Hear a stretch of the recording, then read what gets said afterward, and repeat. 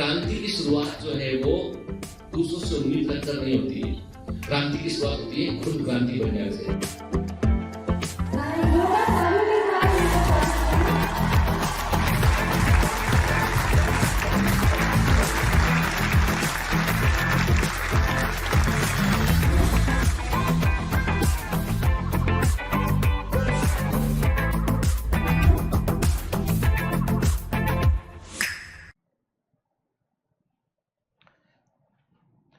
Hello commanders, welcome to Biomentors classes online. I am doctor Jitendra Singh. तो चलिए बेटा आगे बढ़ते हैं cell the unit of life में। तो पिछली क्लासेस में क्या देखा हमने? देखा था एंडो मेम्ब्रेन सिस्टम को हम देख रहे थे। तो हमने गोल्जी कॉम्प्लेक्स को देखा, हमने एंडोप्लाज्मिक रेटिकुलम को समझा, हमने ईआर के रोल को देखा कि ईआर क्या रोल प्ले करता है सेल के अंदर, गोल्जी कॉम्प्लेक्स कैसे बनता है, गोल्जी कॉम्प्लेक्स में किस प्रकार से प्रोटीन का मॉडिफिकेशन होता है। हमने कई सारे पॉइंट को बेटा यहां पर देखा के फिर मैंने आपको बताया था गोल्जी कॉम्प्लेक्स के आसपास एक क्लियर जोन मिलता है, जोन ऑफ एक्सक्लूजन कहते हैं हम, ठीक है ना। ठीक, तो हमने पिछली क्लासेस में जो है वो गोल्जी कॉम्प्लेक्स, ईआर और इसके पहले हमने क्या देखा बेटा? हमने माइटोकॉन्ड्रिया, प्लास्टिड सबको हमने कवर किया, ठीक है ना। चलिए चैप्टर में आगे बढ़ते हैं हम। तो हम आगे बात करेंगे बेटा आज लाइसोसोम के ऊपर बात करेंगे। मैं आपसे क्वेश्चन पूछूंगा, बिटवीन द लेक्चर पूछूंगा। अभी आप जो है वो हम सीधा जो है कंटेंट पे आते हैं। तो देखो बेटा, मैं कई बार लाइसोसोम के बारे में मैंने आपको कई बार बतलाया, मैंने आपको कई बार कहा कि लाइसो का मतलब होता है नष्ट करने वाला, ठीक है। जो किसी कारण से यदि सेल के अंदर फट जाए तो पूरी सेल को वो नष्ट कर सकता है। और मैंने आपसे कहा था बेटा सोम वर्ड का मतलब क्या होता है? बॉडी या स्ट्रक्चर। मैंने कहा था ऐसा बॉडी या स्ट्रक्चर जिसमें कि जो है वो राइबोस न्यूक्लिक एसिड होगा, राइबोसोम। ऐसा बॉडी या स्ट्रक्चर जिसमें कि हाइड्रोजन पेरोक्साइड मेटाबॉलिज्म के एंजाइम प्रेजेंट होंगे, पेरोक्सीडेज, पेरोक्सोम कहेंगे, क्या बोलेंगे उसको हम? पेरोक्सोम कहेंगे। ऐसा बॉडी या स्ट्रक्चर जो ऑक्सीजन का इस्तेमाल करता हो, ऑक्सीसोम। ऐसा बॉडी या स्ट्रक्चर जो कि क्वांटम एनर्जी का उपयोग करता हो, क्वांटासोम बोलेंगे, ठीक है ना।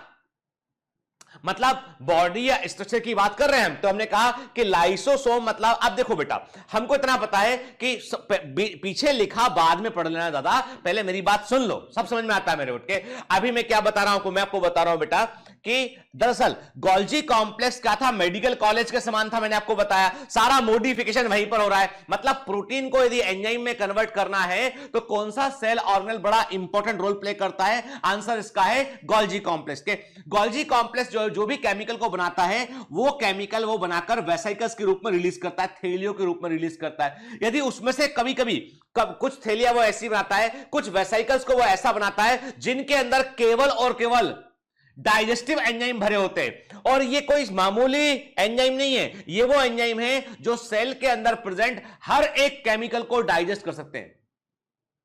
These enzymes can digest each and everything present in a cell. Cell में प्रेजेंट हर एक चीज को ये एंजाइम डाइजेस्ट कर सकते हैं, ठीक। और इन एंजाइम के काम करने का तरीका क्या होता है बेटा? तरीका ये होता है कि ये एसिडिक पीएच में हाइड्रोलिसिस करते हैं। अब आप बोलोगे सर हाइड्रोलिसिस का मतलब क्या हुआ? ये तो केमिस्ट्री ऐसी बातें करने लगे आप। देखो बेटा ऐसा होता है, कभी भी कोई पॉलीमर बनता है, मेरी बात बड़े ध्यान सुना, थोड़ा का केमिस्ट्री का पॉइंट दिमाग में रखना के। जब भी कभी पॉलीमराइजेशन होता है, बहुलकीकरण होता है, तो केमिस्ट्री में उसको क्या बोलते हैं? केमिस्ट्री में उसको बोलते हैं हम कंडेंसेशन रिएक्शन बोलते हैं, संघनन अभिक्रिया कहते हैं। तब क्या होता है? तब जो दो केमिकल जुड़ेंगे तो उनके बीच में क्या होगा बेटा? मोनोमर जुड़ेंगे, पॉलीमर बनेगा, तो एक वाटर मॉलिक्यूल बाहर निकलता है। क्या बाहर निकलता है? वाटर मॉलिक्यूल बाहर निकलता है। तो हम क्या बोलते हैं इसको? कंडेंसेशन रिएक्शन बोलते हैं। वाटर मॉलिक्यूल बाहर निकलता है, हम बोलते हैं डिहाइड्रेशन एंड कंडेंसेशन हुआ वहां पे, है ना। जब आपको उस पॉलीमर को वापस से मोनोमर में कन्वर्ट करना है, आपको उस पॉलीमर को वापस से मोनोमर में कन्वर्ट करना है, तो आपको वाटर मॉलिक्यूल ऐड करना पड़ेगा, आपको डीकंडेंसेशन करना पड़ेगा, वाटर मॉलिक्यूल आपको उसको के अंदर ऐड करना पड़ेगा। मतलब यह है कि कोई भी प्रक्रिया जिसमें पॉलीमर को आप मोनोमर में कन्वर्ट कर रहे हैं तो आपको वाटर मॉलिक्यूल यहां पर ऐड करना पड़ेगा, नंबर एक। नंबर दो,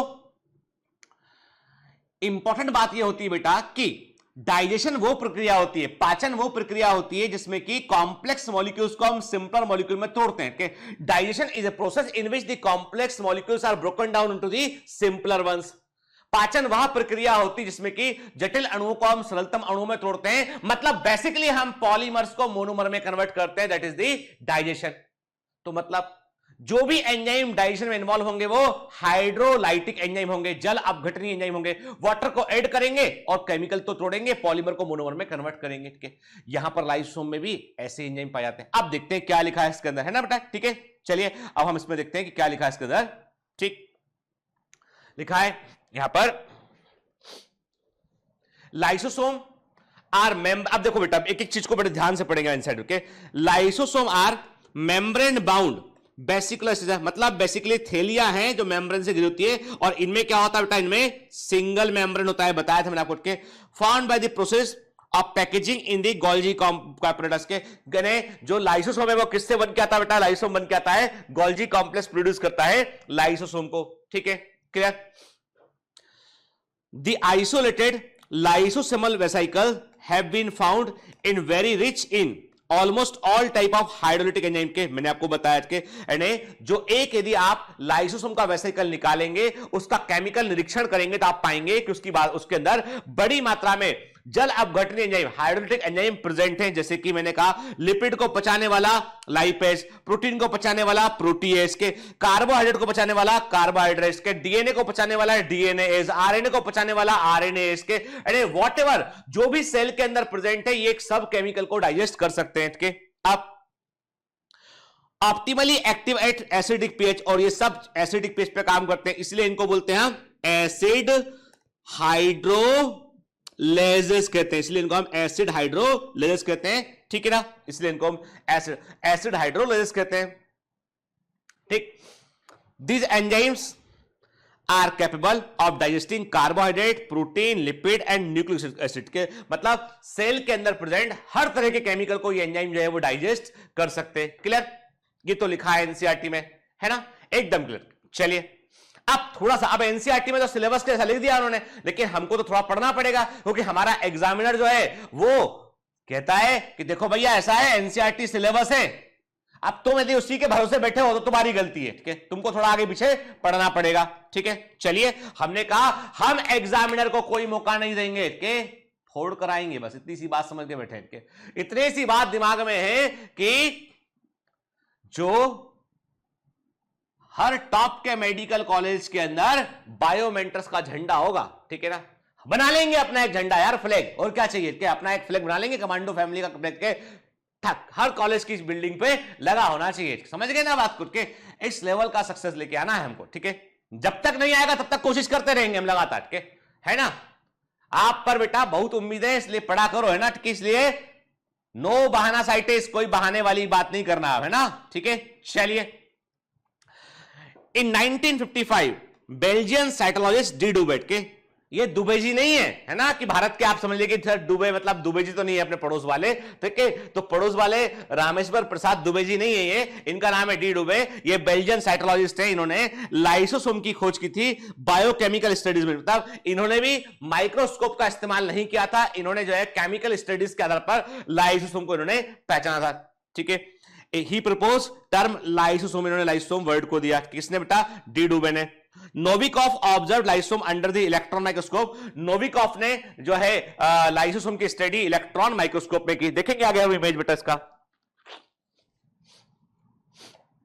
ठीक है, first time described as pericanalicular bodies, पहली बार इनको जो है वो, जब पहली बार डिस्कवर किए गए थे तो इनको जो है वो साइंटिस्ट ने पेरिकेनालिकुलर बॉडीज कहा था इनको, उन्होंने बस दिमाग में रखना है, पेरिकेनालिकुलर बॉडीज वर्ड किसके लिए इस्तेमाल किया गया था, लाइसोसोम के लिए यूज किया गया था। ठीक है, इनको हम suicidal bag, disposal unit, atom bombs, demolition squad और स्कैवेंजर ऑफ सेल भी कहते हैं, इतने सारे नाम है इनके। अब देखो भाई इन नामों का मतलब क्या है, मतलब ये है कि सेल के अंदर जो लाइसोसोम होते हैं उनके अंदर इतने प्यूरेस्ट फॉर्म में एंजाइम पाए जाते हैं कि यदि मान लो गलती से लाइसोसोम सेल के अंदर फट जाए तो पूरी सेल उड़ जाएगी, पूरी सेल जो है डाइजेस्ट हो जाएगी। तो इसको इसलिए इनको क्या बोलते हैं, इनको आप बोलते हैं सुसाइडल बैग ऑफ सेल कहते हैं। मतलब जब कभी सेल को खुद को मारना होता है, और ऐसा होता है, यानी कई बार सेल के अंदर डीएनए में कोई गड़बड़ हो गया और ये पॉसिबिलिटी है कि सेल कैंसरस सेल में कन्वर्ट हो सकती है, तो डीएनए के अंदर जो एक सेफ्टी मैकेनिज्म होती है, हम आगे पढ़ेंगे,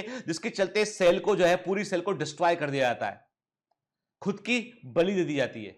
और वो तो जो सेल होती है ना, वो तरीका होता है, उसे हम एपोप्टोसिस कहते हैं, प्रोग्राम डेथ ऑफ सेल कहते हैं, कोशिका की प्रोग्राम डेथ कहते हैं उसे हम। ठीक है, और ये जो है ना, ये कैरेक्टर जो है वो ये बड़ा इंपॉर्टेंट कैरेक्टर में से एक होता है। तो लाइसोसोम जो होता है वो सेल को डिस्ट्रॉय करने में रोल प्ले करता है। सुसाइडल बैग ऑफ सेल कहते हैं, डिस्पोजल यूनिट कहते हैं, एटम बम कहते हैं, पूरी सेल को उड़ा दिया इसने के, डिमोलिशन स्क्वाड कहते हैं। और सेल के अंदर मान लो अब सेल के अंदर क्या था कि एक जमाना था कि सेल को बड़े सारे माइटोकॉन्ड्रिया की रिक्वायरमेंट थी। अरे 50-100 माइटोकॉन्ड्रिया काम कर रहे होंगे। सपोज हमने इमेजिन किया कि सेल मेटाबॉलिकली एक्टिव थी और बड़ी संख्या में माइटोकॉन्ड्रिया काम कर रहे थे। अब सेल हो गई है ओल्ड एज की, अब कम माइटोकॉन्ड्रिया काम कर रहे हैं, अब उतना रिक्वायरमेंट भी नहीं है। तो एक्स्ट्रा जो पड़ा हुआ है, जो भी एक्स्ट्रा सामान पड़ा हुआ है ना सेल के अंदर, तो वो जगह घेर रहा है, किसी काम का नहीं है। जैसे हम अपने घर का कचरा निकाल के बाहर करते ना, सफाई किया कि भाई ये सब काम के डब्बा डब्बी काम के नहीं, बाहर कर दो इनको। वैसे सेल के अंदर भी लगातार सफाई होती है, ठीक है। और उस सफाई की मैकेनिज्म में लाइसोसोम बड़ा इंपॉर्टेंट रोल प्ले करते हैं। जो भी सरप्लस सेल ऑर्गेनेल है, एक्स्ट्रा सेल ऑर्गेनेल है, उनको वो खा जाते हैं, उनको वो ऑटोफेजी करते हैं। तो देखो बेटा, ऑटोलाइसिस और ऑटोफेजी में अंतर है। ऑटोलाइसिस का मतलब है कि लाइसोसोम पूरी सेल को डिस्ट्रॉय कर देगा। ऑटोफेजी का मतलब है कि लाइसोसोम एक्स्ट्रा फालतू के जो सेल ऑर्गेनेल उनको वो खा जाता है। आपको पता है इस ऑटोफेजी का इस्तेमाल जो है कैंसर के ट्रीटमेंट में हो रहा है आजकल। लोग कहने लगे हैं कि उपवास रखना अच्छा होता है। इन्हें जो फास्टिंग है, जैसे आप देखेंगे कि लगभग हर रिलीजन में, गौर करना आप, क्या बता रहा हूं कि धर्म हमारे भले अलग अलग हो के, कुछ लोग ऐसे हैं जो हिंदू हैं, कुछ ऐसे हैं मुस्लिम हैं, कुछ सिख हैं, कुछ ईसाई हैं, कुछ जैन हैं, है ना बेटा। बहुत सारे हमारे रिलीजन हो सकते हैं जिनको हमने नहीं चुना है, हमारा जन्म कहां हुआ उसके अकॉर्डिंग हमारे साथ में वो आ जाते हैं, ठीक है ना। अब दूसरी बात ये, मतलब I am not talking about religion, I am talking about the science behind the fasting. आप देखिए रमजान होता है, रमजान के महीने के समय में जो है एक लंबा, Ramzan is not a totally fasting, Ramzan is a intermittent fasting. क्या होता है कि सुबह सूर्योदय के पहले एक पर्टिकुलर टाइम के बाद में व्यक्ति जो है पानी तक नहीं पीता, कुछ नहीं खाते, हो ड्राई फास्टिंग। रात को फिर जो है वो शाम के समय जब जो है वो उनका रोजा खुलता है तब वो कुछ खाते हैं। मतलब सुबह मॉर्निंग से लेके शाम तक जो है कई घंटे तक वो ड्राई फास्टिंग के, इवन जो है they do not swallow their saliva also, इसे बोलते हैं ड्राई फास्टिंग। और कैंसर की रिसर्च बतलाती है कि dry fasting is very important to stimulate the autophagy.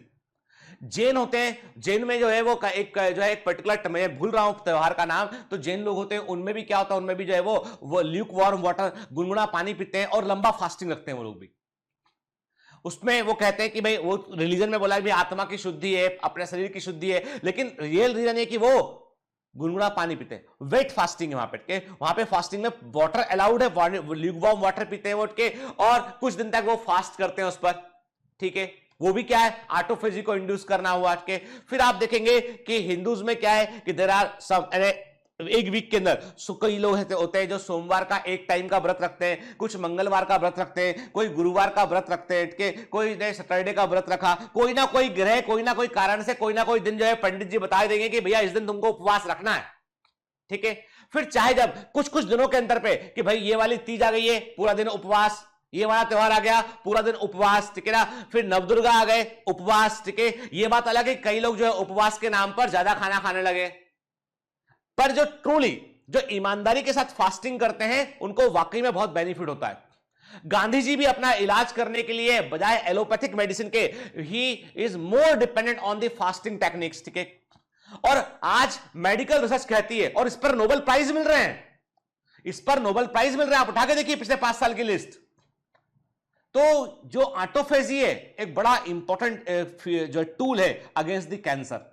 मैं एक डॉक्टर से मिला हूं, मैंने आपको कई बार बतलाया इस बारे में, कुवैत में वो डॉक्टर हैं और उन्होंने एक सेंटर खोला हुआ है कैंसर के ट्रीटमेंट के लिए, कि वो ऑटोफेजी को इंड्यूस करके जो है आपको फास्टिंग के थ्रू और आपका स्पेशल डाइट के थ्रू जो है वो कैंसर को ट्रीट करने में एक्सपर्टाइज है उनको। और इंटरेस्टिंग बात यह कि he is not bye degree, वो डॉक्टर नहीं है, कहने डॉक्टर उनके नाम पीएचडी क्या डॉक्टर लगाए, पर वो फिजिक्स के ज्ञाता हैं उनके, और उनका इंटरेस्ट जो है वो बायोफिजिक्स में। और कई सारे डॉक्टर उनके सेंटर में काम करते हैं, ये बात अलग है कि उनके सेंटर में कई डॉक्टर काम करते हैं और वो सारे ट्रेंड डॉक्टर हैं, लेकिन और कहां है वो, कुवैत में, मिडिल ईस्ट में, कुवैत के अंदर सोचिए आप प्रेजेंट है वो सेंटर, ठीक है।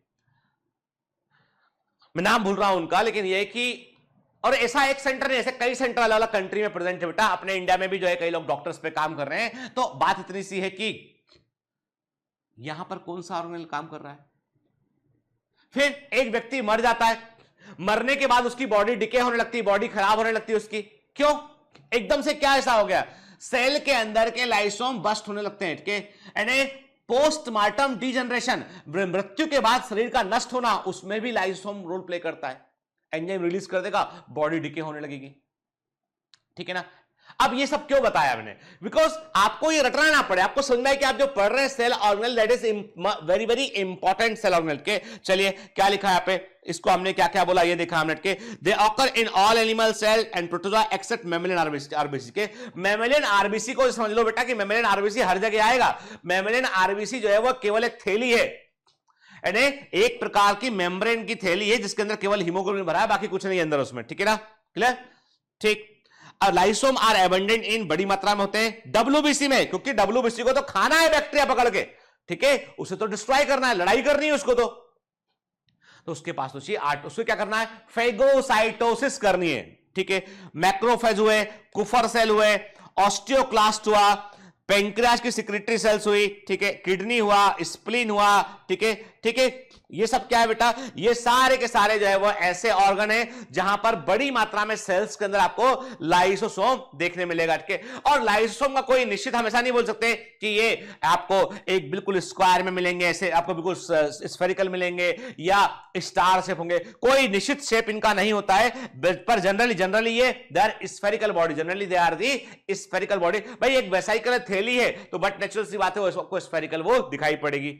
इनका साइज 0.2 माइक्रोमीटर से 0.8 माइक्रोमीटर होता है, इनका साइज 0.2 माइक्रोमीटर से लेकर 0.8 माइक्रोमीटर होता है, ठीक है, 0.2 से लेके 0.8 माइक्रोमीटर होता है, ठीक है। देखिए ना, सेल के अंदर से प्रेजेंट एक लाइसोसोम को हमने मैग्नीफाई किया हमने, और उसे हम क्या किया बेटा, उसको हमने मैग्नीफाई किया, उसका हमने आवर्धन किया और उसको हम देख रहे हैं यहां पे के। तो कैसा, कुछ नहीं बेटा, कोई स्पेशल स्ट्रक्चर अंदर नहीं है, केवल एक थैली है, और थैली के अंदर सबसे बड़ी बात है इसके अंदर भरे हुए हैं एसिड हाइड्रोलेजेस, 50 से अधिक प्रकार के हैं, ऐसा कहते हैं, तकरीबन 54 type. They can digest each and everything present inside the cell, ठीक है। देखिए सिंगल, अब सबसे बड़ी बात है कि ये तो है भैया खतरनाक बम, ठीक है, खतरनाक चीज है इसके, मतलब यदि सेल के अंदर फट गया तो सेल पूरी की पूरी खत्म हो जाएगी। इसका मतलब यह है कि कहां पर इसका कौन सा स्ट्रक्चर ऐसा है जिसको मजबूत या सही होना जरूरी है, वो है इसकी मेम्ब्रेन के। यदि इसकी मेम्ब्रेन कमजोर होगी, लाइसोसोम की मेम्ब्रेन यदि कमजोर होगी तो वो क्या करेगा, वो जो है मेम्ब्रेन यदि कमजोर होगी, लाइसोसोम की यदि मेम्ब्रेन कमजोर होगी तो क्या करेगा बेटा, वो जल्दी से फट जाएगा के। मेम्ब्रेन स्ट्रांग होगी तो वो लेट फटेगा, आसानी से नहीं फटेगा के। तो बेसिकली जो इसका मतलब देयर में भी सम केमिकल, कुछ दवाएं ऐसी होती है जो लाइसोसोम की मेम्ब्रेन को स्ट्रांग करती है, कुछ ऐसी होती है जो वीक करती है। आगे बात करेंगे इस पे हम, ठीक है। अब लाइसोम सिंगल यूनिट मेम्ब्रेन से घिरे होते हैं जो 70 एंगस्ट्रॉम थिकनेस की होती है। और इंटरेस्टिंग बात जो आपको याद रखना है वो ये है बेटा कि लाइसोसोम की मेम्ब्रेन कंट्रोल परमिबिलिटी को शो करती है, वेरी वेरी आईएमपी। लाइसोसोम की मेम्ब्रेन नियंत्रित पारगम्यता को दर्शाती है, कंट्रोल परमिबिलिटी को शो करती है, मतलब it is permeable for hydrogen ion only. चूंकि सेल के अंदर कहीं भी, साइटोप्लाज्म में कहीं भी हाइड्रोजन आयन प्रेजेंट होंगे, उनको ये अपने पास बुला लेगी, उनको अपने अंदर ले लेगी, मतलब मेम्ब्रेन में हाइड्रोजन पंप प्रेजेंट है। ध्यान से बात सुना के, इसकी मेम्ब्रेन में हाइड्रोजन पंप प्रेजेंट है और वो हाइड्रोजन आयन को अंदर बुला लेगी। इसका मतलब जो साइटोप्लाज्म है, जो प्रोटोप्लाज्म है, उसका पीएच 6.8 है। कितना है? 6.8 is the pH of the protoplasm, मान लिया हमने, ठीक है। अब इसका पीएच कितना है? इसका लाइसोसोम का पीएच होता है 5, मतलब इसने बड़ी मात्रा में हाइड्रोजन आयन को इकट्ठा किया, और जहां पर भी प्रोटॉन या हाइड्रोजन आयन इकट्ठे होंगे वो एसिडिक एनवायरनमेंट बनाएंगे। भाई एसिड और बेस क्या है? जो न्यूट्रल पीएच 7 है, तो इसका मतलब जब हाइड्रोजन आयन और हाइड्रोक्सिल आयन बराबर मात्रा में होंगे, पीएच न्यूट्रल होगा। हाइड्रोजन आयन का लेवल बढ़ेगा, पीएच 7 से कम होगा, एसिडिक पीएच होगा। हाइड्रोक्सिल आयन का लेवल बढ़ेगा तो पीएच 7 से अधिक होगा, क्या होगा बेटा? तब वो होगा बेस बनेगा, क्षार बनेगा, ठीक है ना। Hydrogen ion can enter inside the lysosome but can not exit के। इस कारण से जो है लाइसोसोम के अंदर हाइड्रोजन आयन इकट्ठे होते हैं और लाइसोसोम का पीएच एसिडिक रहता है। और इसका पीएच कितना होता है? इसका पीएच होता है 5।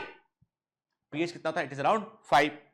ठीक है, अब इंटरेस्टिंग बात है, लाइसोम जो होते हैं ये they are the polymorphic cell organelle के, ये बहुरूपी कोशिकांग होते हैं, पॉलीमॉर्फिक सेल ऑर्गेनेल होते हैं, मतलब एक से अधिक रूप में आपको ये देखने मिलते हैं। जबकि गोल्जी कॉम्प्लेक्स क्या था, प्लियोमॉर्फिक था। के गोल्जी कॉम्प्लेक्स क्या था, प्लियोमॉर्फिक था, वो प्लियोमॉर्फिक सेल ऑर्गेनेल है। ठीक है, देयर आर 4 टाइप, ये 4 तरह के होते हैं। ठीक है, एक होते हैं बेटा प्राइमरी लाइसोम। प्राइमरी लाइसोम का मतलब होता है ऐसे लाइसोसोम जो सीधा गोल्जी बॉडी से बनकर निकलते हैं और इनके पास केवल और केवल एंजाइम होते हैं प्यूरेस्ट फॉर्मेट। क्या, दे आर नोन एज प्रोटोलाइसोम और true लाइसोम। Direct bird from the Golgi body सीधा निकलते हैं, इनमें केवल जल अपघटनी एंजाइम पाए जाते हैं इनमें, और ये एंजाइम किसमें भाग लेते हैं, ये एंजाइम पाचन में भाग लेते हैं। लेकिन अभी बेटा ये डाइजेशन नहीं कर पा रहे, कारण ये है कि ये एक थैली है, ये केवल इन्हें ये गोल्जी कॉम्प्लेक्स है, इससे एक थैली बन के निकला हुआ है ये, और ये है प्राइमरी लाइसोम। ठीक है, ये कब डाइजेशन करेगा, जब फूड वैक्यूल से फ्यूज करेगा। ठीक है, नेक्स्ट, जो एंजाइम इसके अंदर ने, जो प्राइमरी लाइसोम है उसके अंदर जो एंजाइम भरे होते हैं बेटा, वो एसिडिक पीएच पे काम करते हैं, इसलिए इनको हम एसिड हाइड्रोलाइसिस कहते हैं। और इसके अंदर तकरीबन 54 टाइप के एसिड हाइड्रोलाइसिस पाए जाते हैं, जो कि प्यूरेस्ट फॉर्म में होते हैं। 54 से भी अधिक होते हैं, नंबर बेटा इसका एग्जैक्ट नंबर इसका 54 से भी अधिक है, पर रिकॉर्डेड एंजाइम ने जो कैटेगरी वाइज एंजाइम को रिकॉर्ड किया गया वो 54 है।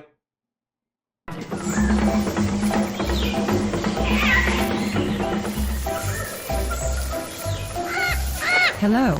Sorry to disturb you in between the lecture, but it's important to inform you. You should download the BioMentors app from Google Play Store. We need your support, so please take the subscription to become an official commando of BioMentors. Bye bye. Continue your lecture. ठीक है, कम से कम 54 type के acid hydrolysis आपको इसके अंदर देखने मिलेंगे। ठीक है, and this enzyme are able to digest most of the biological substance. यदि सेल के अंदर एक्सीडेंटली फट जाए तो पूरी सेल को ये डिस्ट्रॉय कर सकता है, बताया ऑलरेडी मैंने आपको। ठीक है ना, क्लियर। अब बात करते हैं सेकेंडरी लाइसोम क्या होते हैं। देखो बेटा, इनको हम टीलोलाइसोम या डाइजेस्टिव वैक्यूल भी कहते हैं। होता ये कि ये सेल मेम्ब्रेन है, ठीक है, ये गोल्जी कॉम्प्लेक्स है, हमने कहा ये गोल्जी कॉम्प्लेक्स है। ठीक है, गोल्जी कॉम्प्लेक्स ने बनाया प्राइमरी लाइसोम, बनाया गोल्जी कॉम्प्लेक्स ने। ठीक है, यहां पर फूड प्रेजेंट है, ये फूड प्रेजेंट है, ये मैंने कहा ये फूड है। ठीक है, सेल मेम्ब्रेन ने फूड को अंदर की ओर लिया उसने। समझो बेटा के समझिए साथ में, के आप समझेंगे तो आपको जो है रटना नहीं पड़ेगा। के फूड को अंदर लिया उसने, क्या बोला प्रोसेस को, आपने प्रोसेस को बोल दिया फेगोसाइटोसिस। कहा प्रोसेस को, प्रोसेस को क्या बोला बेटा आपने प्रोसेस को आपने बोल दिया है फेगोसाइटोसिस बोल दिया आपने इसको। प्रोसेस को आपने क्या बोला, प्रोसेस को आपने फेगोसाइटोसिस कह दिया आपने। ठीक है, क्या बन गया बेटा, अब ये बन गया है आपका फूड वैक्यूल। क्या बन गया, ये एक थैली बन गई, इसके अंदर फूड प्रेजेंट है, ये बन गया है फूड वैक्यूल। मैंने एफपी लिखा, मतलब फूड वैक्यूल बन गया। ठीक है ना, एफबी मतलब फूड वैक्यूल, पीएल मतलब प्राइमरी लाइसोम। अब क्या करना है, अब हमको करना है पाचन। प्राइमरी लाइसोम में क्या भरा हुआ है, इसके अंदर एंजाइम भरे हुए हैं, इसके अंदर एंजाइम भरे हुए हैं। ठीक है, अब पाचन करना है, मतलब क्या करना पड़ेगा हमें इस फूड वैक्यूल को इससे फ्यूज करना पड़ेगा। दोनों फ्यूज करेंगे, यहां पे दोनों फ्यूज किया तो एक बड़ी थैली बन गया। ठीक है, उसमें क्या आ गया, फूड भी अंदर आ गया उसके, ये फूड अंदर आ गया, एंजाइम में अंदर आ गया, इसको बोला हमने सेकेंडरी लाइसोम बोला हमने। तो एक्चुअली सेकेंडरी लाइसोम कैसे बनता है, जब प्राइमरी लाइसोम फूड वैक्यूल से फ्यूज कर जाएगा तो सेकेंडरी लाइसोम बन जाएगा बेटा, जिसमें कि डाइजेशन होगा। देखते हैं क्या लिखा है यहां पे, by the process of phagocytosis phagocytotic vesicle और फेगोसोम बनता है। This phagosome fuse with the primary lysome, ये फेगोसोम प्राइमरी लाइसोम से फ्यूज करते हैं और इसके परिणाम स्वरूप सेकेंडरी लाइसोम बनता है, जहां पर कि डाइजेशन की प्रोसेस ऑपरेट होती है। के याद रखिएगा, प्राइमरी लाइसोम में पाचन नहीं होता है, केवल एंजाइम होते हैं। सेकेंडरी लाइसोम जो है वो जब प्राइमरी लाइसोम फूड वैक्यूल से फ्यूज करता है तो सेकेंडरी लाइसोम बनता है, जिसमें कि पाचन होता है। ठीक है, देखिए है ना, फ्यूजन फॉर्म प्राइमरी लाइसोम में फूड वैक्यूल से फ्यूज किया वो, तो क्या बन गया बेटा, सेकेंडरी लाइसोम बन गया, है ना। ठीक है, फिर अब क्या हुआ बेटा, समझो बात को। अभी कहानी चल रही है कि ये मैंने कहा ये है सेल मेम्ब्रेन, ठीक है, ये बन गया इसका फूड वैक्यूल, ये इसका बन गया फूड वैक्यूल, बन गया इसका ये मैंने कहा ये है गोल्जी बॉडी, प्राइमरी लाइसोम, ठीक है, फ्यूज किया दोनों आपस में, मैंने कहा ये फ्यूज किया आपस में, क्या बन गया, मैंने कहा ये बन गया है आपका सेकेंडरी लाइसोम, बन गया, ठीक है, ये फूड वैक्यूल था, सेकंड लाइसोम बन गया। अब सेकंड लाइसोम में हुआ पाचन, डाइजेशन हो गया, डाइजेशन होने के बाद जो भी डाइजेशन होने के बाद में जो भी डाइजेस्टेड फूड मटेरियल थे, पचे हुए फूड मटेरियल थे, वो इससे बाहर निकल गए, यानी फूड पचने के बाद फूड को बाहर कर दिया, पचने के बाद फूड को बाहर कर दिया। अब क्या बच गया इसके अंदर, वेस्टेज बच गया। पूरा इन्हें 100% डाइजेशन थोड़ी ना हुआ, कुछ ना कुछ वेस्टेज बच जाएगा, कुछ ऐसा मटेरियल बच जाएगा जो किसी काम का नहीं है, तो उस वेस्टेज को हमने एक थैली के अंदर पड़ा रहने दिया और हमने कहा इसको बाहर फेंक दो जाके, तो वो होता है रेसिडुअल लाइसोम। देखिए, after complete digestion The wastes are present in the second lysosome के, जब पूरा सब कुछ पच चुका होता है और पचा हुआ केमिकल जो है वो सेकंड लाइसोम से बाहर निकलने लगता है बेटा, मीडियम में जाने लगता है, और जो सेकेंडरी लाइसोम के अंदर रह जाता है वो होता है वेस्टेज, ठीक है। तो डाइजेस्टेड सब्सटेंस जो है वो बाहर डिफ्यूज आते हैं साइटोसोल में, वेस्टेज रह जाते हैं, केवल only wastage remain in the secondary लाइसोम, और ऐसे लाइसोम को बोलते हैं हम रेसिडुअल लाइसोम कहते हैं, और ये भाग लेंगे एक्सोसाइटोसिस में ताकि वो वेस्टेज को बाहर निकाल सकें, ठीक है। तो देखो, मतलब प्राइमरी लाइसोम सीधा गोल्जी बॉडी से बन के आया, सेकेंडरी लाइसोम फूड वैक्यूल और प्राइमरी लाइसोम आपस में मिलकर फ्यूज किए तो बना, सेकेंडरी लाइसोम में डाइजेशन हुआ, डाइजेशन फूड मटेरियल बाहर निकल गया और केवल वेस्टेज बचकर रह गया, तो इसको बोल दिया हमने रेसिडुअल लाइसोम बोल दिया। अब क्या करेगा ये, एक्सोसाइटोसिस करेगा, वेस्टेज को बाहर निकाल देगा, ठीक है। फिर फोर्थ टाइप होता है ऑटोफेजिक लाइसोम, इसको हम सेलुलर स्कैवेंजर भी कहते हैं, बताया मैंने आपको। ऑटोफेजिक सेल के अंदर जो एक्स्ट्रा सरप्लस सेल ऑर्गेनल होते हैं उनका ये पाचन करते हैं। This lysosome are involved in the digestion of surplus cell organelle, ये लाइसोम अतिरिक्त कोशिकांगों का पाचन करते हैं, ठीक है। और जनरली आपको कब कब ये एक्टिवेट होते हैं, इनको एक्टिवेट कैसे करते हैं, जब भोजन नहीं मिलता है, मतलब फास्टिंग की बात करें हम, स्टारवेशन हो, फास्टिंग की बात करें हम, के मेटामॉर्फोसिस होता है। जैसे हम देखते हैं कि फ्रॉग में जो टेडपोल है, फ्रॉग में जो टेडपोल होता है फ्रॉग का, उसमें टेल होती है, टेडपोल में टेल होती है, पर एडल्ट फ्रॉग में जो है टेल नहीं होती है उसमें, तो टेल कहां गई, टेल को डाइजेस्ट कर देता है लाइसोम के। तो जो कई लोअर एनिमल में जो मेटामॉर्फोसिस होती है, तो वो मेटामॉर्फोसिस में कुछ ऑर्गन गायब करने पड़ते हैं, हटाने पड़ते हैं, तो उसमें भी लाइसोम रोल प्ले करता है, ठीक है। अब मैंने आपको बताया ना ऑटोफेजी के बारे में, कि वो डॉक्टर से मैंने पूछा कि आपके कैंप में, जो आपका कैंप होता है वो कैंप बोलते हैं उसको, हेल्थ कैंप टाइप का लगता है उनका, जो परमानेंट कैंप होता है, तो उसमें उन्होंने कहा कई बार पेशेंट जो वहां पे आता है, कैंसर पेशेंट है वहां पे आता है, इसका वो ट्रीटमेंट करते हैं, उसको ऑटोफेजी इंड्यूस करते हैं, तो उसको हम स्पेशल टाइप के कुछ डाइट देते हैं, कुछ उसको हम जो है वो डाइट के अलावा कुछ स्पेशल टाइप के सूप प्रोवाइड करते हैं उसको, जिससे उसे भूख कम लगे, बॉडी भूखी रहेगी, शरीर भूखा रहेगा, लेकिन शरीर हमेशा कैलोरी डेफिसिट में रहेगा, और जैसे ही बॉडी कैलोरी डेफिसिट में जाती है ना, तो व्यक्ति का दिमाग काम करना बंद करता है, मतलब ब्रेन में ऐसा लगता है उसे कि कुछ घबराहट हो रही है, कुछ खाने मिल जाए, चिड़चिड़ा है। कहते हैं ना कि जो है हर कोई व्यक्ति, आपने शायद वो एक एड देखा हो कभी, आपने वो एक एड देखा है, मुझे लगता है किसका एड था, जो चॉकलेट, कौन सा चॉकलेट था, जिसमें एक लड़का पीछे की सीट पर बैठा रहता है, कार चल रही होती है, और वो कोई एक्ट्रेस, फिल्म एक्ट्रेस से समान चिड़चिड़ा रहा होता है वो, ठीक है। अरे यार, वो कोई चॉकलेट आती है ना जिसमें मूंगफली टाइप का, ग्राउंड पीनट टाइप का कुछ डला होता है उसमें, ठीक है। तो वो मैं चॉकलेट का नाम भूल रहा हूँ उसका, बैठ के, तो उस एड में क्या होता है वो, कि वो लड़का जो है वो चिड़चिड़ा रहा होता है, और वो बेसिकली वो एक सीट पे बैठी हुई एक एक्ट्रेस दिखाते हैं, ठीक है, वो चिढ़ रही होती है, फिर वो उसको एक चॉकलेट निकाल देता है, उसको चॉकलेट देता है, वो जैसे वो चॉकलेट खाती है तो एक्चुअली वो लड़का होता है, एड में दिखाया ऐसा, ठीक है। वो ये दिखाया कि जब आदमी को फूड नहीं मिलता है, भूख लग रही होती है उसको, तो व्यक्ति चिढ़ जाता है, ठीक है, उसे जो है वो चिढ़ होने लगती है। वो कहते हैं हमारे कैंप में भी कई बार क्या होता है, जब हम डाइट पे रखते हैं व्यक्ति को, हम फास्टिंग पे रखते हैं, ऑटोफेजी को इंड्यूस करते हैं बॉडी में, तो कई बार लोग जो है वो कैंप से भागने की कोशिश करते हैं, कई बार वो बाहर आके जो है गुस्सा करना शुरू कर देते हैं सब पर। तो वैसे में उनको साइकोलॉजिकल सपोर्ट देना पड़ता है, समझाना पड़ता है उनको के, और उनकी हम अलग अलग उनको हम फिर किसी किसी एक्टिविटी में लगा देते हैं, मेडिटेशन करवाते हैं, ताकि वो उनके पास वक्त ना रहे इन चीजों को सोचने का, ब्रेन उनका कहीं ना कहीं इन्वॉल्व रहे। थोड़े समय के बाद ब्रेन भी फिर जो है अपने आप को जो है ट्यून अप कर लेता है उसके अकॉर्डिंग, ठीक है।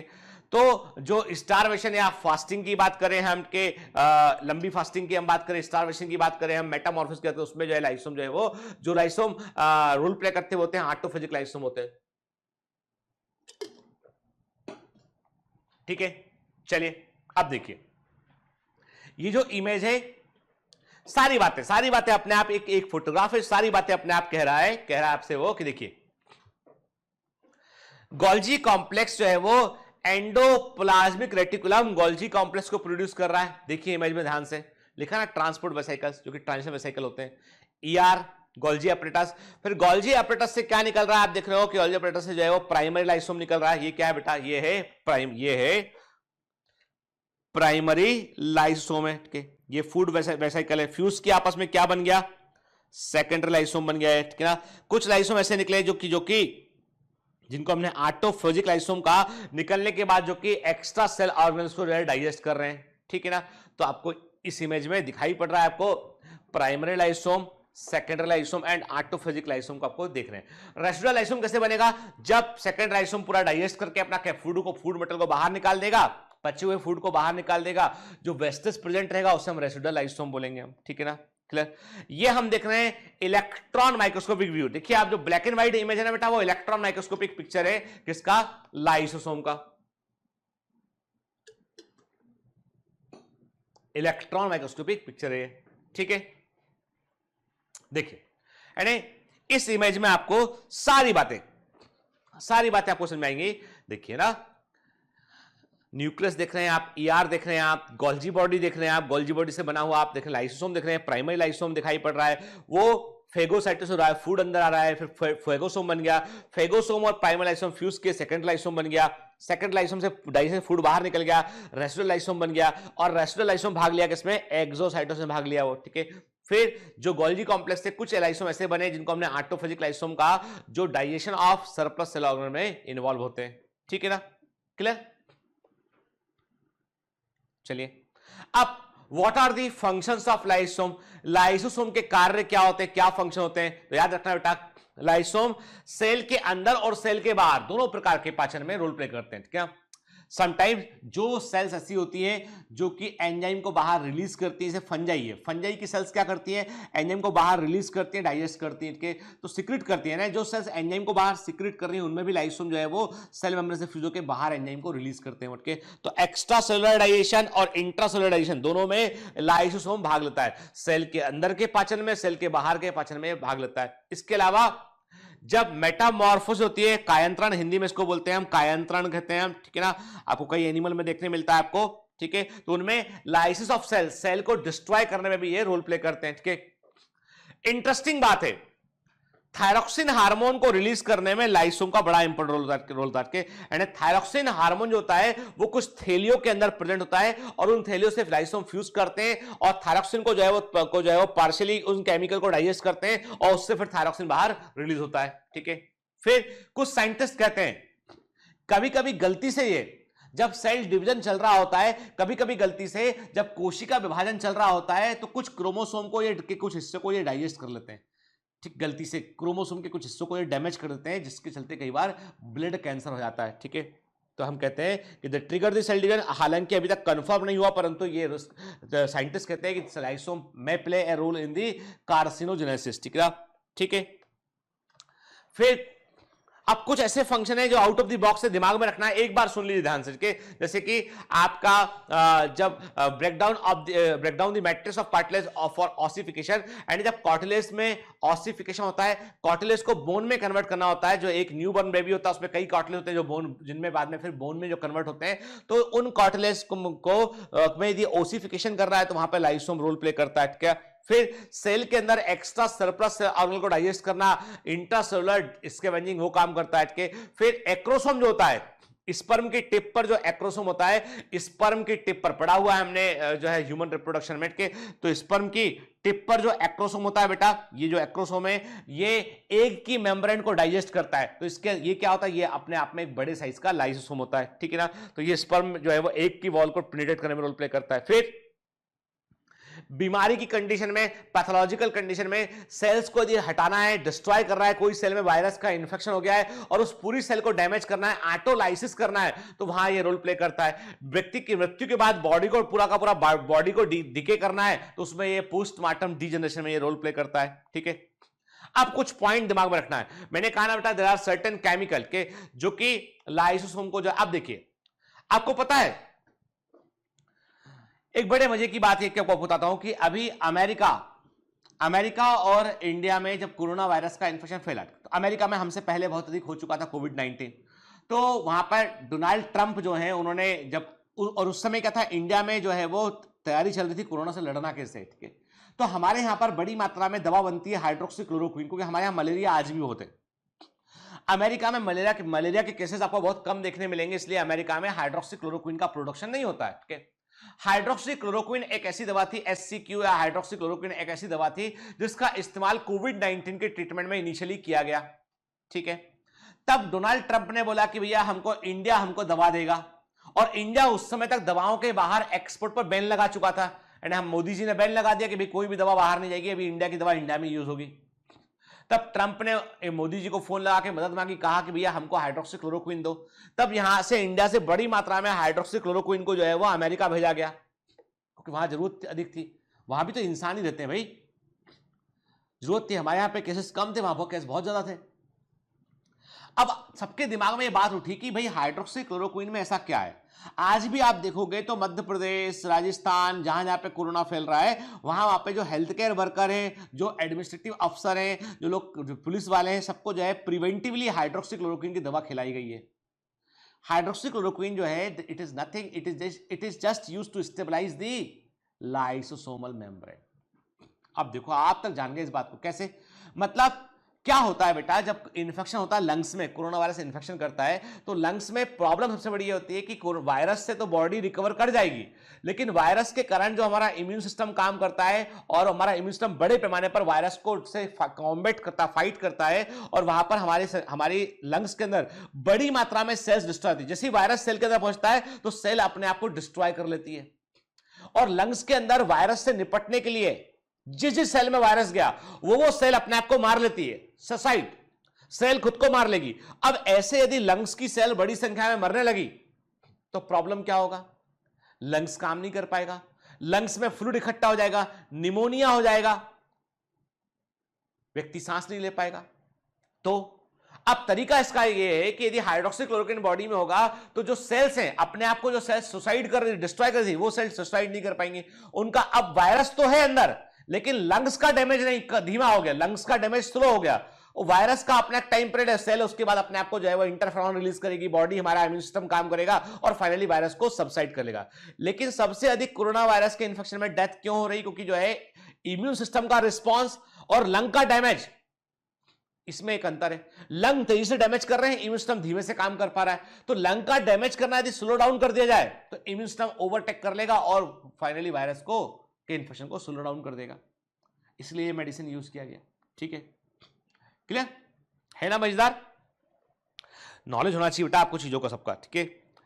Those chemicals which strengthen the lysosomal membrane, उनको हम लाइसोसोमल स्टेबलाइजर कहते हैं। ऐसे केमिकल जो लाइसोसोम की मेम्ब्रेन को जो है वो स्ट्रेंथन करते हैं, उन्हें लाइसोसोमल स्टेबलाइजर कहते हैं। और ये क्या क्या होते हैं, कॉर्टिसोन एंड हाइड्रोकॉर्टिसोन, कोलेस्ट्रॉल और क्लोरोक्विन की, इन तीनों चीजों का इस्तेमाल किया गया है। इसका इस्तेमाल सबसे अधिक हो रहा है अमेरिका में इस समय, और क्लोरोक्विन का यूज भी किया गया। अब हालांकि क्लोरोक्विन का यूज कम कर दिया, उन्होंने पाया कि हाइड्रोकॉर्टिसोन और cortisone is more effective than the chloroquine, ठीक है ना, ठीक। फिर तो ये एंटी हिस्टामिनिक दवाएं जो होती है, सिट्रिजिन, लिवोसिट्रिन, ये भी जो है इसमें रोल प्ले करती है, ठीक है ना। देन ऐसे केमिकल जो कि लाइसोसोम की मेम्ब्रेन को वीक करते हैं और इसके रप्चर के लिए रिस्पॉन्सिबल होते हैं, उसे हम लाइसोमल लेबलाइजर कहते हैं। ये केमिकल होते हैं प्रोजेस्टेरॉन, एंडोटॉक्सिन, टेस्टोस्टेरॉन, वाइल्ड salt, vitamin A, D, E K और डिजिटोनिन, ठीक है। ये जो होते हैं वो केमिकल होते हैं जो लाइसोसोम की मेम्ब्रेन को जो है वो वीकन करते हैं। ठीक है, ठीक। अब एक ऐसा एंजाइम जो केवल और केवल आपको लाइसोसोम के अंदर देखने मिलेगा, जो उसका मार्कर है। जब कभी मैं बोलता हूं आपसे मार्कर एंजाइम, मतलब यह है कि यह केवल वहीं देखने मिलेगा आपको। याद रखिएगा, जो लाइसोसोम का मार्कर एंजाइम है वो होता है एसिड फॉस्फेटेज के। Acid phosphatase is the marker enzyme of lysosome के। तो लाइसोसोम का जो मार्कर एंजाइम है वो है एसिड फॉस्फेटेज। ठीक है। गोमोरी स्टेन क्या होता है बेटा? वेरी वेरी, ये वो स्टेन होता है जो एसिड फॉस्फेटेज से क्रिया करता है, और ये स्टेन केवल और केवल लाइसोसोम की स्टेनिंग करता है। चूंकि ये स्टेन केवल एसिड फॉस्फेटेज से क्रिया करता है और एसिड फॉस्फेटेज केवल लाइसोसोम में होता है, तो केवल उसी की स्टेनिंग करता है। ठीक है। Lysomal membrane are resistance to the enzyme that it included. अब इंटरेस्टिंग बात है कि लाइसोम की मेम्ब्रेन के अंदर कई सारे एंजाइम अंदर प्रेजेंट होते हैं, मतलब मेम्ब्रेन जो होती है वो कई सारे खतरनाक एंजाइम को घेर कर रखती है, इसलिए मेम्ब्रेन को उन एंजाइम के प्रति रेजिस्टेंट होना पड़ता है। ठीक है। अब दरअसल देखिए, एक बड़ी इंटरेस्टिंग बात यह है कि कभी मान लो ऐसा हो, समझना कि कभी बेटा ऐसा हुआ कि जो लाइसोसोम है उस लाइसोसोम में मैंने कहा, ठीक है, हमने जो पढ़ा, हमने कहा कि 54 टाइप के जो है उसमें एंजाइम प्रेजेंट है। ठीक है ना। मान लो कोई एक एंजाइम जो है वो इनइफेक्टिव है, कोई जीन यानी कोई म्यूटेशन हुआ, कोई उत्परिवर्तन हुआ, डीएनए के अंदर कोई परिवर्तन हुआ, जिसके चलते एक एंजाइम जो है वो ठीक से काम नहीं कर रहा है, एक एंजाइम ठीक से काम इसमें नहीं कर रहा है। ठीक है। मतलब एक कोई केमिकल ऐसा रहेगा सेल के अंदर जिसको लाइसोम डाइजेस्ट नहीं कर पाएगा। मेरी बात ध्यान सुनिएगा। मेडिकल कॉलेज में पहुंचोगे ना तो आप बोलोगे कि सर ने हमको तब बता दिया था। क्या आप मैं कह रहा हूं, मेरे बच्चे जितने भी इस समय बायोमेंटल से जितने भी कमांडो मेडिकल कॉलेज में पढ़ रहे हैं, they all are doing very good in their college. ठीक है ना। स्टार है अपने अपने कॉलेज है, वो हर क्वेश्चन का आप प्राइमरी फिर आंसर कर देते हो, क्योंकि उनका फंडामेंटल बड़ा स्ट्रांग है। बस शुरू, ये ऐसा नहीं कि नीट का मतलब ये है कि बस जो थोड़ा सा करके काम चल, नहीं, ये आपका पूरा नॉलेज का बेस स्ट्रांग हो रहा है बेटा, ताकि मेडिकल कॉलेज तक तो जरूर पहुंचोगे, कोई चिंता मत करना इस बात की, वहां जाकर भी काम आएगा। ठीक है। मैंने क्या कहा आपसे कि क्या होता है बेटा कि लाइसोसोम के अंदर जितने एंजाइम प्रेजेंट है उसमें से कोई एक एंजाइम डिफेक्टिव है, मतलब कोई एक केमिकल ऐसा है जो पच नहीं पाएगा, और जो एक केमिकल सेल के अंदर पच नहीं पाएगा वो सेल के अंदर इकट्ठा होने लगेगा और सेल की फंक्शनिंग में बाधा करने लगेगा, क्योंकि वो केमिकल, आप सोचिए ना, यदि आपने फॉर एग्जांपल आपके घर से आप रोज में कई सारा तरह का कचरा बाहर फेंकते हैं, आपने सोच लिया कि आज से जो है कागज का कोई भी बैग, कोई पेपर, न्यूज़पेपर हुआ, कोई भी पेपर, वो मैं बाहर नहीं फेंकूंगा। आज से घर से पेपर का फेंकना बंद, कोई भी कागज का, चाहे वो कागज का जो है वो बॉक्स हो, पेपर का बना बॉक्स हो, पेपर का बना एनवेलप हो, पेपर का बना अखबार हो, कुछ भी हो, के नहीं फेंकेंगे, डिसाइड कर लिया। थोड़े समय तो अच्छा लगेगा आपको, अरे वाह कई सारे थैलियां हो गई, बैग हो गए, फिर घर में कचरा इकट्ठा लगा है, न्यूज़पेपर का रोज आ रहा है, ढेर लग गया, मम्मी बोलेंगी देखो उसमें कीड़े पड़ने लगे, इसके अंदर तो खराब हो जाएगा अखबार, ये बेच दो रद्दी वाले को। रद्दी घर में इकट्ठी हो रही है। एक दिन ऐसा आएगा कि घर का एक कमरे के एक किनारे कोने में थी, कोने में उसने जगह घेरना शुरू किया, आधे कमरे में रद्दी हो गई और फिर पूरा एक कमरा रद्दी से भरा गया। सरकारी ऑफिस में ऐसे ही होता, रद्दी भरी होती है, फाइल रद्दी के दाम पे भरी होती है पूरा। ठीक है, भरा हुआ पूरा। अब क्या करें? अब वो कमरा यूज करने लायक बचा या नहीं बचा? अब वो कमरा आप यूज नहीं कर पाओगे, घर में एक कमरा कम हो गया, रद्दी भरा गई पूरी उसके अंदर, समझ गए ना? इसका मतलब ये हुआ कि लाइसोसोम भी ऐसे ही होते हैं, यदि उनके अंदर एक भी डाइजेस्टिव एंजाइम यदि डिफेक्टेड रहेगा तो उसके चलते सेल के अंदर रद्दी इकट्ठी होने लगेगी, यानी एक पर्टिकुलर केमिकल जो है वो डाइजेस्ट नहीं हो पाएगा, वो सेल के अंदर इकट्ठा होने लगेगा और एक बीमारी करेगा, इसे बोलते हैं स्टोरेज डिजीज बोलते हैं। ठीक है, अब ये कई तरह की होती है, अलग अलग एंजाइम पर डिपेंड करती है। जैसे हमने कहा कि हर्लर्स डिजीज होती है, एक होती है हर्लर्स डिजीज।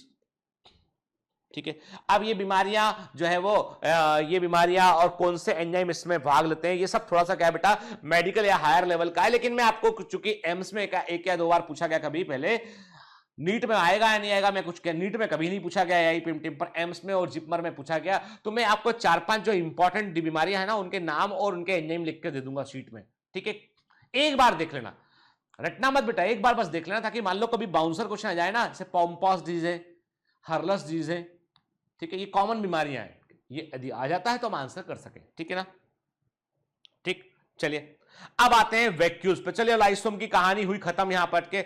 अब बात करते हैं नेक्स्ट हम वैक्यूल्स के बारे में बात करते हैं। वैक्यूल्स क्या होते हैं? तो मैंने पहले भी आपको बताया, वैक्यूल्स क्या होता है? मेम्ब्रेन से घिरी हुई थैलियां होती है बेसिकली के। The vacuoles is the membrane bound space found in the cytoplasm, ठीक है ना। वैक्यूल जो है क्या होते हैं? मेम्ब्रेन से घिरे हुए जो है वो थैलियां होती है जो साइटोप्लाज्म के अंदर हमको देखने मिलती हैं। It contain water, sap, excretory product and other material not useful for the cell, ठीक है। अब देखो बेटा, एक चीज थोड़ा सा एनसीईआरटी यहां पर कंफ्यूज है। एक होते हैं वैक्यूल्स इन एनिमल सेल के, याद रखिएगा एनिमल सेल में भी देयर में भी सो मेनी वैक्यूल, छोटे छोटे वैक्यूल हो सकते हैं के। एक होता है सेंट्रल वैक्यूल जो आपको प्लांट सेल में देखने मिलता है, ठीक है। सेंट्रल वैक्यूल की मेम्ब्रेन को टोनोप्लास्ट कहते हैं। हर वैक्यूल की मेम्ब्रेन टोनोप्लास्ट नहीं होती है, ठीक है बेटा, है ना। सेंटर तो अभी जो एनसीईआरटी में लिखा है उसको एक बार देखते हैं, लेकिन यदि मान लो क्वेश्चन थोड़ा सा और प्यूरिफाइड फॉर्म में क्वेश्चन आएगा ना, तो याद रखना बेटा सेंट्रल वैक्यूल की मेम्ब्रेन को टोनोप्लास्ट कहते हैं, ठीक है ना। वैक्यूल एक मेम्ब्रेन से घिरा होता है, इसे हम टोनोप्लास्ट कहते हैं बेटा, ठीक है ना। वैक्यूल के अंदर क्या होता है? वाटर भरा होता है, ठीक है, सेप होता है, और इसे क्या बोलते हैं? सेंट्रल वैक्यूल के अंदर जो कंटेंट भरा होता है उसे हम सेल सेप कहते हैं। और सेल सेप क्या होता है? नॉन लिविंग होता है, ये लिविंग कंटेंट नहीं होता बेटा, ठीक है। और इसकी मेम्ब्रेन को क्या बोलते हैं? हम टोनोप्लास्ट कहते हैं। और प्लांट सेल में 90% तक वॉल्यूम जो है, प्लांट सेल में 90% तक वॉल्यूम जो है वो क्या घेरता है बेटा? सेंट्रल वैक्यूल घेरता है, ठीक है, वो 90% तक वॉल्यूम को घेरता है। एक यंग प्लांट सेल में, एक यंग मेरिस्टेमेटिक एक्टिविटी से बनी एक यंग प्लांट सेल में छोटे छोटे कई सारे वैक्यूल होते हैं, बाद में आपस में फ्यूज करके एक बड़ा सा सेंट्रल वैक्यूल बनाते हैं। प्लांट सेल में सेंट्रल वैक्यूल जो है वो ऑस्मोटिक रिलेशनशिप में इंपॉर्टेंट रोल प्ले करता है। एंड प्लांट सेल में वाटर अंदर आएगा तो सेल सेप के अंदर वाटर आएगा, और वाटर बाहर निकलेगा तो सेल सेप से वाटर बाहर निकलेगा। याद है ना प्रीमोर्डियल यूट्रिकल कंडीशन के बारे में हमने पढ़ा था, ठीक है। प्लांट्स में the tonoplast facilitate the transport of a number of ions and other minerals against the constant gradient। देखिए टोनोप्लास्ट जो होता है यानी वैक्यूल के अंदर जो सेल सेप है वो नॉन लिविंग होता है, लेकिन टोनोप्लास्ट जो है वो लिविंग कवर होता है, ये लिविंग होती है। याद रखिएगा सेंट्रल वैक्यूल की मेम्ब्रेन टोनोप्लास्ट लिविंग होती है, इसीलिए ये क्या करती है? ये इसके पास में ये एनर्जी इस्तेमाल कर सकती है, और ये कॉन्सेंट्रेशन ग्रेडियंट के अकॉर्डिंग जो भी वेस्टेज मटेरियल है उनको वैक्यूल के अंदर लाके इकट्ठा कर सकती है, क्या, ठीक है। तो हम कहते हैं कि there are certain ions, minerals, chemical जो वैक्यूल के अंदर बड़ी मात्रा में पाए जाते हैं, क्योंकि वैक्यूल की मेम्ब्रेन टोनोप्लास्ट होती है, एक्टिवली उन केमिकल को वैक्यूल के अंदर डाल सकती है वो, ठीक है ना, क्लियर। इसलिए जो वेस्टेज हुए देयर आर सर्टेन आयंस वो वैक्यूल के अंदर आपको अधिक मात्रा में देखने मिलते हैं, ठीक है ना। अमीबा के अंदर, अमीबा जो है प्रोटोजोआ है, इसके अंदर कॉन्ट्रैक्टाइल वैक्यूल देखने मिलते हैं जो कि एक्सक्रीशन में रोल प्ले करते हैं। और बेहतर आंसर इसका होगा ऑस्मो रेगुलेशन, कि यदि ऑप्शन में ऑस्मो रेगुलेशन दे रखा है that is the best answer, ठीक है, देन द एक्सक्रीशन, याद रखना, ठीक है ना। तो अमीबा में कॉन्ट्रैक्टाइल वैक्यूल जो होते हैं वो एक्सक्रीशन में भाग लेते हैं, और excretion is a part of the osmo regulation, ठीक है ना। कई प्रोटिस्टा जो होते हैं उनमें फूड वैक्यूल बनते हैं जो फूड पार्टिकल के। अब देखो बेटा फूड वैक्यूल और सेंट्रल वैक्यूल बिल्कुल अलग चीज है। फूड वैक्यूल एक थैली, इसके अंदर फूड भरा हुआ है। सेंट्रल वैक्यूल एक बड़ी थैली जो प्लांट सेल के अंदर बीचों बीच प्रेजेंट है, ठीक है। कॉन्ट्रैक्टाइल वैक्यूल एक छोटा सा वैक्यूल है जो कि लगातार कॉन्ट्रैक्ट कर रहा होता है और वाटर को बाहर फेंक रहा होता है, अलग अलग काम कर रहे होते हैं, ठीक है ना, क्लियर। चलिए तो आज हम इसमें इतना ही बात करेंगे, और चूंकि सेंट्रल वैक्यूल के बारे में पहले भी हम लोग देख चुके हैं बेटा, उसके अंदर के टोनोप्लास्ट होता है के, ठीक है, शुरुआत में ही हमने बात किया था उस पर। तो नेक्स्ट क्लास में हम इससे बेटा आगे बढ़ेंगे, ठीक है। तो आज की क्लास में बेसिकली हमने क्या देखा? लाइसोम को देखा, हमने वैक्यूल को देखा। अब कुछ क्लासेस बची है, चैप्टर आपका पूरा हो जाएगा बेटा, ठीक है, चिंता मत कीजिए। जो है मैं as soon as possible chapter को बेटा पूरा करूंगा, प्रायोरिटी के साथ पूरा करूंगा मैं इसको, फिर हम अगले चैप्टर पर एंटर करेंगे, that is the cell cycle and the cell division, ठीक है। बायोमोलिक्यूल्स को थोड़ा बाद में लेंगे हम, ठीक है ना, इसके बाद लेंगे, पहले वो कवर करेंगे फिर उसके बाद लेंगे, ठीक है। तो पढ़ते रहिए बेटा, मेहनत करते रहिए, all the best.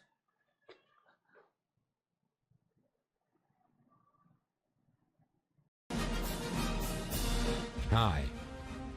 To become an official commando of Biomentors, join us at www.biomentors.online.